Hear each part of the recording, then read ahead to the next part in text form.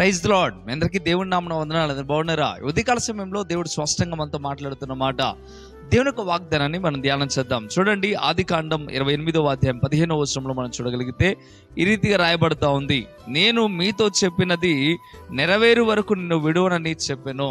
ఇక్కడ దేవుడు ఇస్సాకుతో మాట్లాడటం ప్రారంభిస్తూ అంటున్న మాట ఏంటయ్యా అంటే, నేను నీతో చెప్పింది నెరవేరే వరకు కూడా నేను విడువను అని చెప్పడం ప్రారంభిస్తూ ఉన్నాడు. అదే రీతిగా దేవుడి ఉదయకాల సమయంలో నీతో కూడా ఎన్నో విషయాలు చెప్తా ఉన్నాడు.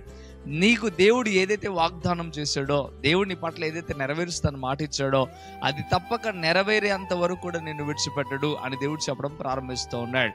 కానీ కొంతమంది జీవితంలో ఇలాగ నెరవేర్పు జరగట్లేదు. ఎందుకయ్యా అంటే, దేవుడు విడిచిపెట్టడు కానీ వీరే దేవుని విడిచిపెట్టడం ప్రారంభిస్తూ ఉన్నాడు. దేవుడు మాట ఇచ్చి తప్పడు, ఆయన మాట ఇచ్చి తప్పడానికి నరుడు కాడు అని బైబిల్ వాక్యం చెప్తా ఉంది.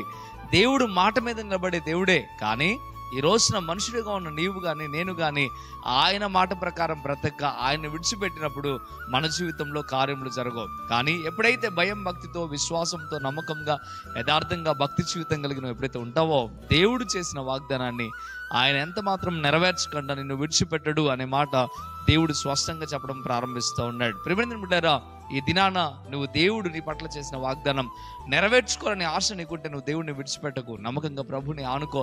దేవుడు నీకు ఇచ్చిన ఏదైతే నీకు చెప్పాడో అది నెరవేరేంత వరకు కూడా నువ్వు దేవుడిని విడవద్దు. ఏసేపును మీరు గమనించండి.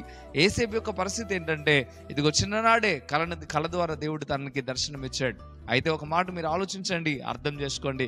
అది నెరవేరే అంతవరకు కూడా కష్టం కలిగిన, బాధ కలిగిన, ఇబ్బందులు కలిగిన, అయిన వారే నెట్టేసిన, ఎలాంటి పరిస్థితి అయినా కానీ, శరసాలైన అవమానాలైనా అన్ని భరించుకుంటా దేవుని యందు నిలబడ్డాడు.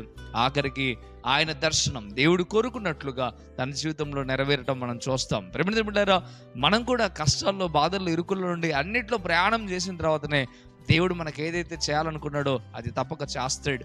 ఆ విషయాన్ని మనం మర్చిపోకుండా నమ్మకంగా ఆ రీతిగా ఉందాం. దేవుడు ఈ వాగ్దానాన్ని మన జీవితంలో నెరవేర్పు కలుగు చేయను గాక.